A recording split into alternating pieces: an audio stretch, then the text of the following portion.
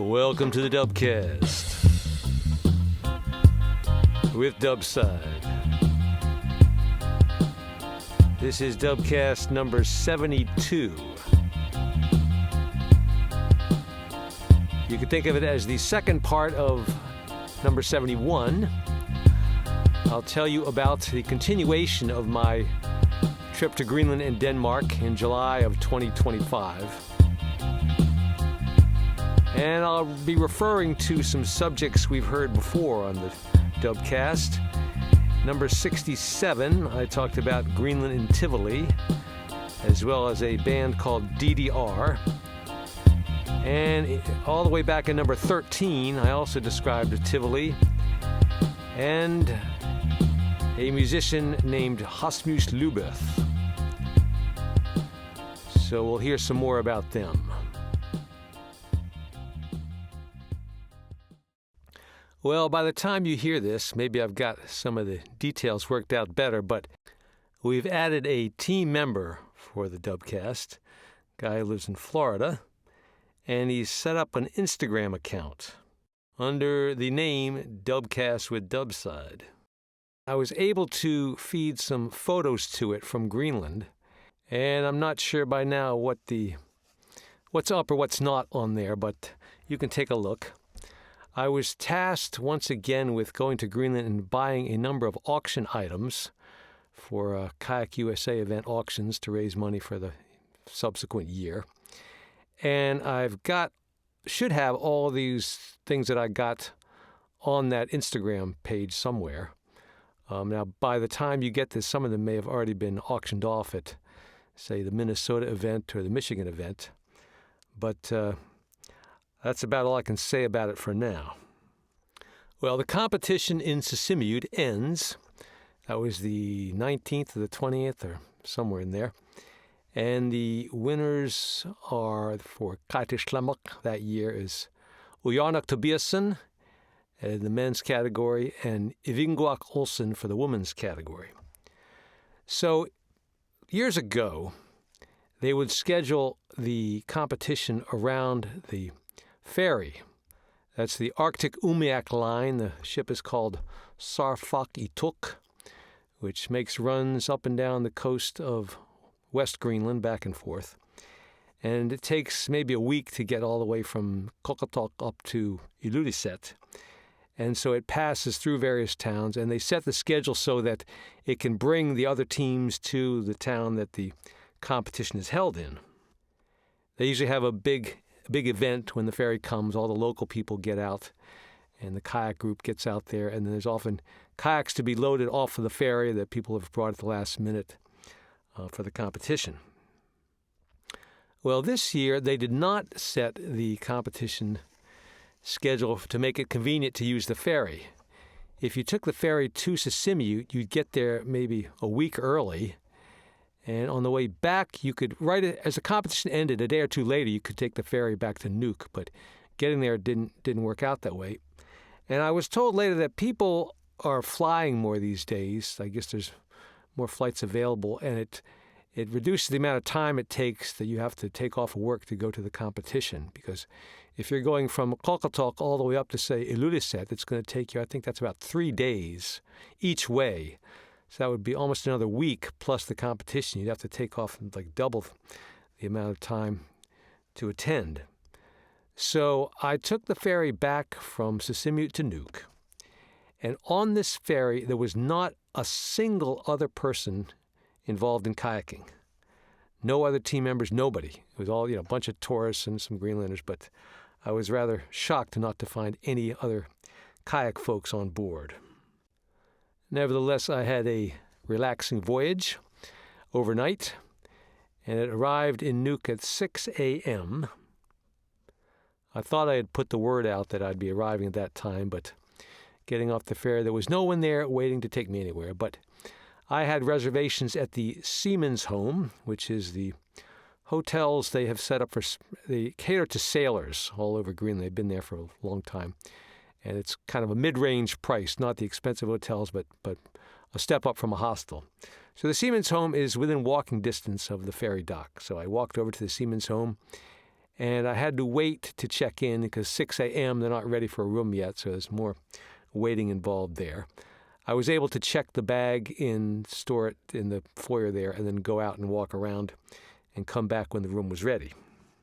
Well, Nuuk is booming with activity, particularly in regards to construction. There are entire sections of the city that weren't even there when I first started going to Nuuk, so things are happening.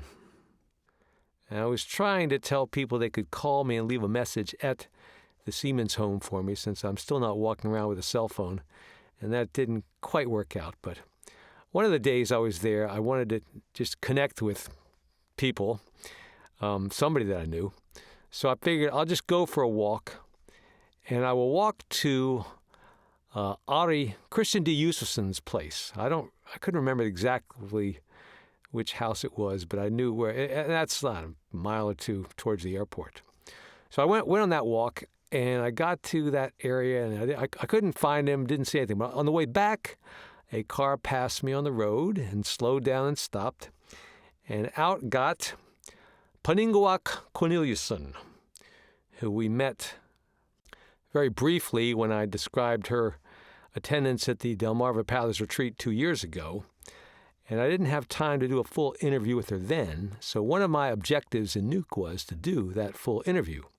I wasn't expecting to run into her necessarily, but good enough. So I had a connection there, so I arranged to meet her the next day, I think it was, and went to her place and met some of her children, and you'll hear that interview in the future.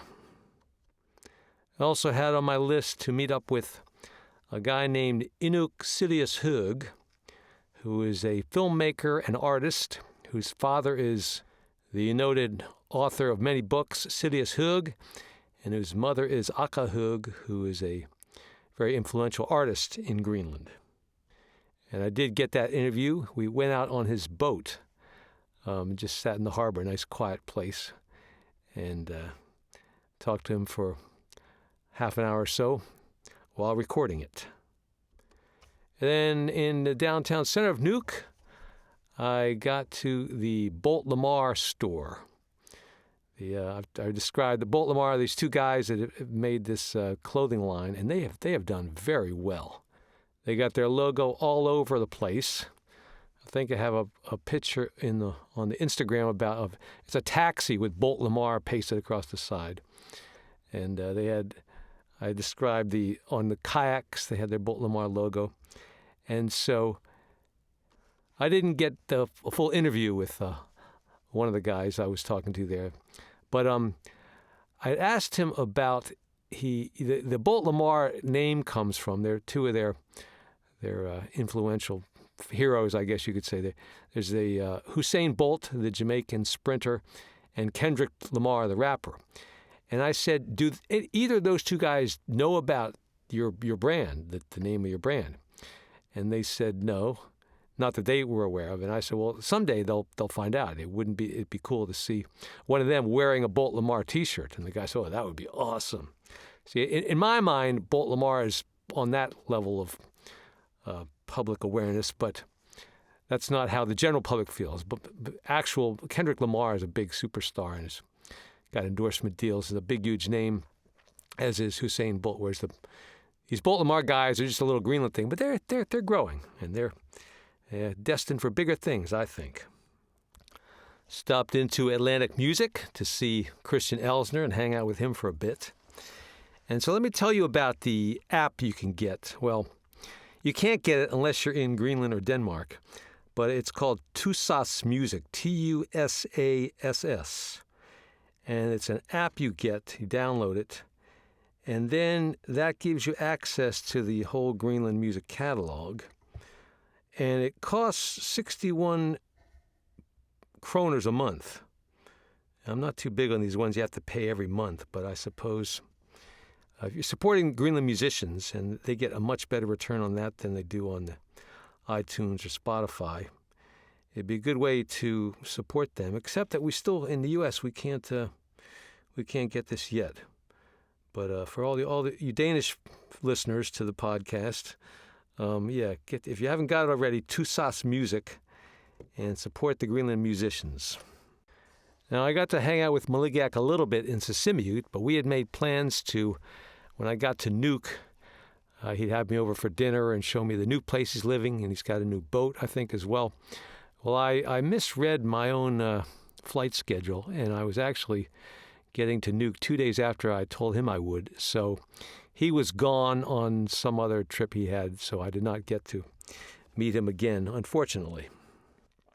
Well, while I stayed there at the Seaman's Home near the harbor, there was 2 or 3 maybe cruise ships that came through. And this is the new Nuuk.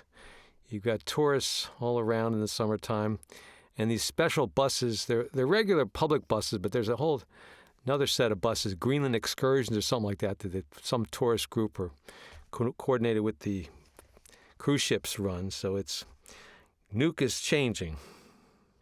And the last day I had to leave early in the morning. The flight was, 9 o'clock or so. So I wanted to get to the airport at like 6 or 7 in case there was a long line there, have some extra time. So I started walking. I had figured out to take the regular city bus, which is like 30 kroners. A taxi ride would be at least 4 times that. So I started walking to the bus stop from the Seaman's Home up the hill, and a car stops, and somebody I know calls out and says, "Hey, where are you going?" So I got a ride to the airport. Very nice. And made it on time for the flight without any major issues popping up. So with the time change, got there late at night after 10 or 11 p.m., but checked into the hotel there. It's about maybe 2 blocks from Tivoli, which is 2 blocks from the train station. So I had to take a train from the airport to the train station in the center of Copenhagen and then to the hotel. Had made prior arrangements for the next day to meet up with Mikkel Larsen. I may have mentioned him before. He taught English in Greenland for about 5 years, ending maybe 2016 or so, and is quite a wealth of information about Greenland culture. He has actually posted online his cultural guide to Greenland, and I'll have Andrew post a link to it in the show notes there. But he extensively talks about how to navigate your way through Greenland culture, and based on his experience and things, quite informative. So we had a good long talk. I recorded him for an interview. You'll hear that as a special guest episode at some point in the future. So the Greenland Tivoli event was 2 days, July 31st and August 1st. And unlike last year, I did not buy a ride ticket. I was trying to save money. And I'd been on the roller coasters and all that, so I took it easy on that. And I found out that admission without the rides for an adult is 170, 180, something like that, 180 Danish kroners. But they had a rate, maybe they had it last year, I didn't know, but for 200 kroners, you could get a 2-day pass just for Greenland and Tivoli. So that was what I did. So 200 kroners is like $35 or so. And my hotel was close enough so I could run back there to eat some evening meal at 4 or 5 o'clock and then get back in time not to miss things. So I was back and forth quite a bit in those 2 days. Well, as I mentioned before, the 2 winners of the kayak competition in Greenland did get to go to Tivoli and do rolling demonstrations in the pond and do a rope demonstration, and they had a special announcement on the main stage where they brought them up and introduced them to the crowd, and it was all in Greenlandic or Danish, so I couldn't catch exactly what they said. But you know, in Greenland, when you get the award for Kaj to Slemok, there's maybe 200 people in the room. At the stage in Tivoli, there's probably 500 to 1,000 people watching, so it really feels like you've accomplished something. And I was very happy to see that. So the 2 people concerned here, Ivinguak and Uyanak, they took turns. They only had 1 kayak available, and it was actually a fiberglass kayak. And so the one did the rolling, and then right after that, the other one did the ropes, and they switched over for the following day. Now, I mentioned how Kayak Copenhagen used to arrange to do that demonstration. And we used to do, I got involved in that years ago. We used to do 3 per day. And back then it was a 3-day Greenland and Tivoli event. So that was 9 different times we would do a rolling demonstration in the pond there. And we couldn't get the rope thing hooked up, but finally that happened this year. I was glad to see that. Well, watching this rolling demonstration happening and trying to get some good pictures of it, somebody next to me taps me on the shoulder. And it turns out to be someone who used to do it, roll with me in the pond back years ago when Qajaq Copenhagen did it, this woman named Helle Thun. And so it was nice to see her again. And so I was able to connect her with Johanni Tobiasen, she's the president of Qajaq, and she came there to Tivoli because her son was there, the featured winner of the competition. And so Qajaq Copenhagen had sort of fallen by the wayside. It's still an active club, or they're members, but the whole Greenland element had sort of fallen away, and now they were just, I think Helle told me that there were a lot of people with Bidarkas would be there. They still have kayaks people built, but they weren't necessarily Greenland kayaks.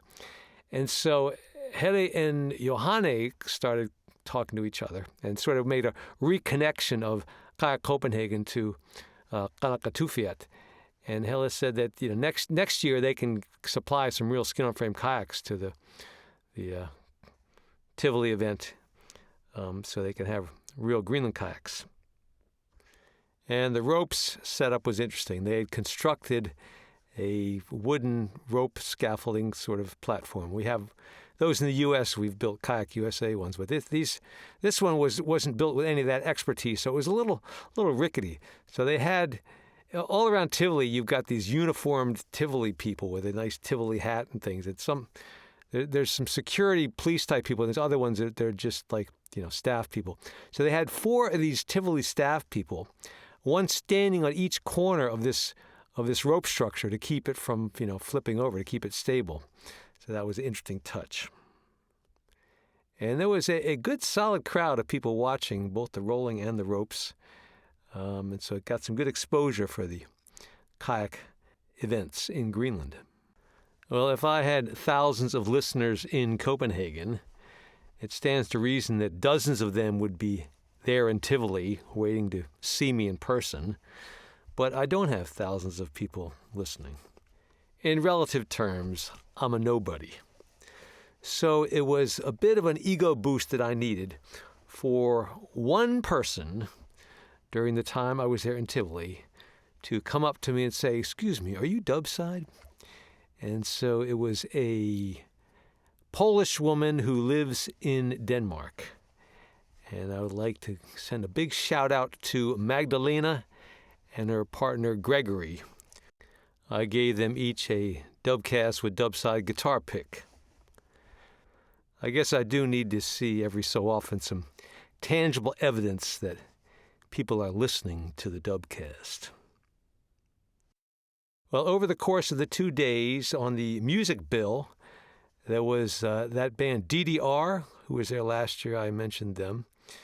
And there was a band called Naniruak, who Paningwak Corneliusen likes that band quite a bit. And they're some older guys, but this is, I guess, maybe kind of the reunion kind of a thing. So they were appearing on stage. And the feature on the second evening was Hasmus Lubeth, who I mentioned before in episode 13, and singing with Julie Bertelsen. And Julie is one of the other top singers in Greenland. And she is, as I've mentioned, the daughter-in-law of Kenneth Hug. Episode 67, you can hear me talking to the guys in this band DDR on the walkway in there in Tivoli, and asking them to play this one song I really like. And I describe how they didn't play that song. Well, this year I saw them again, and I asked them again, and they did play that song. And since this is a live recording of it, I will play it for you. And you can hear that opening riff that I tried to represent back in episode 67. So here's the real thing.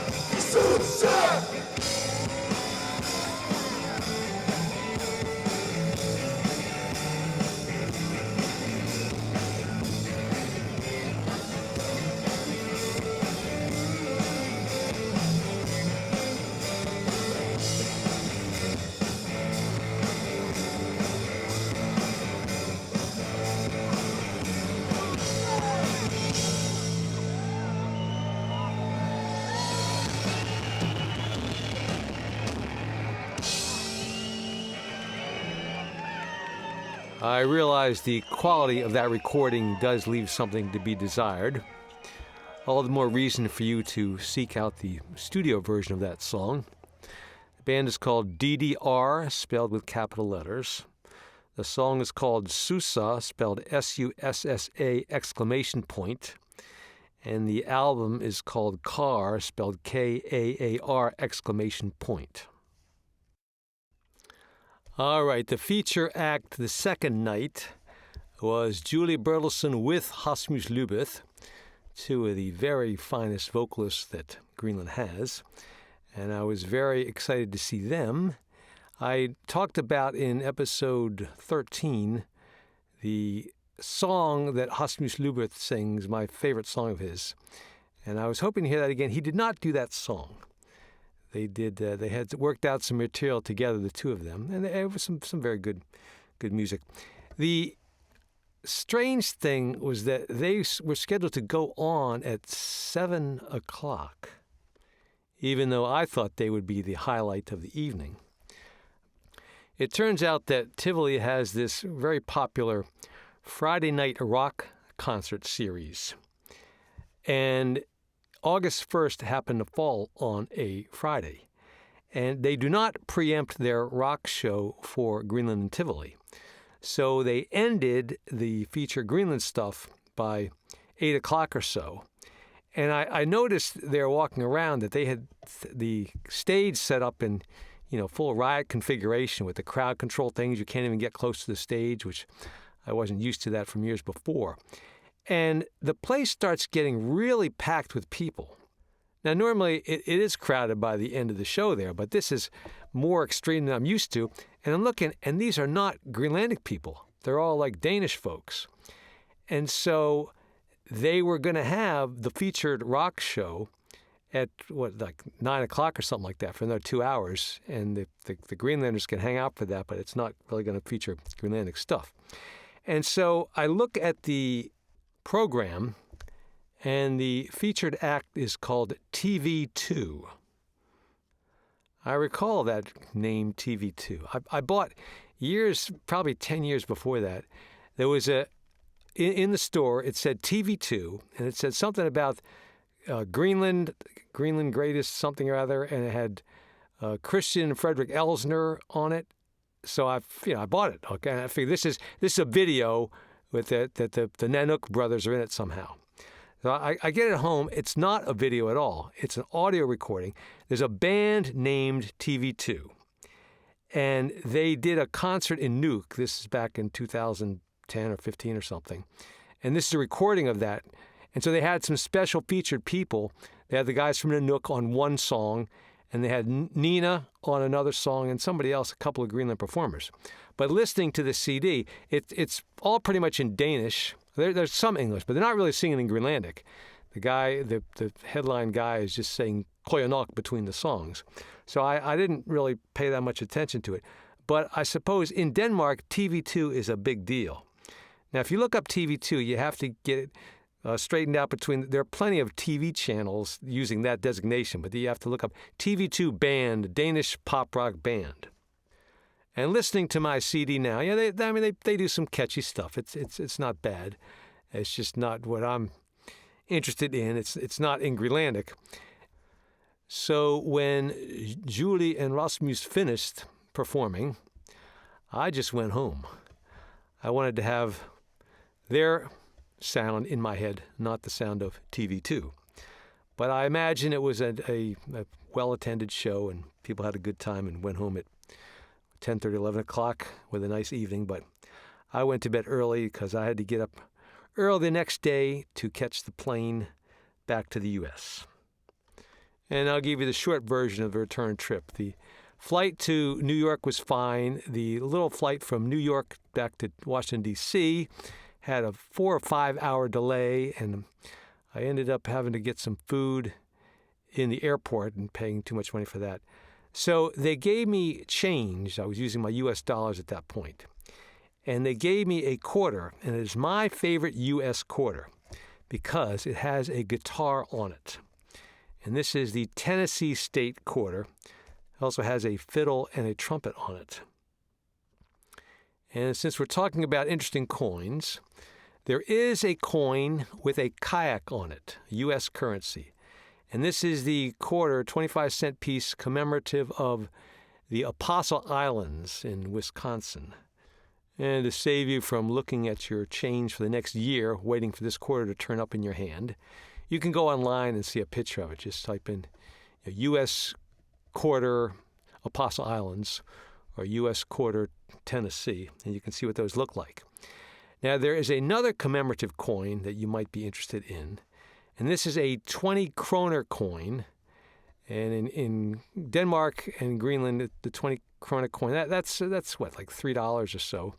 And in 2010, they put out a special commemorative edition, and it has a kayak, a nice Greenland kayak, and there's an umiak in the background.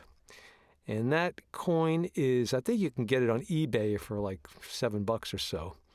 But whenever I'm in Greenland or in Denmark, I'm always checking my 20 kroner coins. I found one time, but I've never seen one again. Now, when Greenland gets full independence, they will have the right to coin their own money. And imagine what kind of commemorative things will be on Greenland money. Probably some great seal hunters of the past. So how about before I go, I give you just a piece of the actual band Nanerwak doing a song, Sila Persakak, which I attempted to do on my own in episode 58. But here's the real thing, live at Tivoli.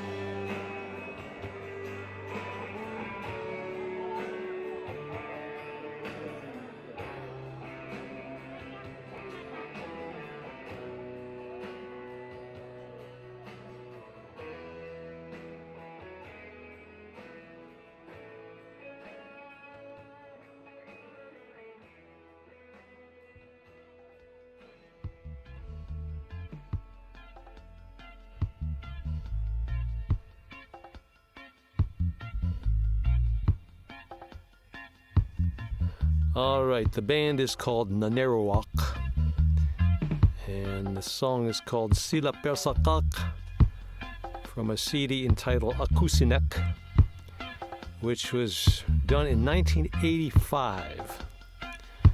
So 40 years later, there's still some version of the band able to perform live, and you can hear how the audience there in Tivoli is singing along. The band was very well received. Coming up in episode number 73 will be some topic which I haven't really decided on yet. I've got such a backlog of special guest interviews, recorded but not yet aired, which we will get to spaced out every 2 weeks or sooner on the Dubcast with Dubside. And I would like to thank once again all the people that donated to the GoFundMe effort to make it possible for me to go to Greenland and to Copenhagen and stay at a decent hotel and bring you these stories, interviews, and recordings. Thank you.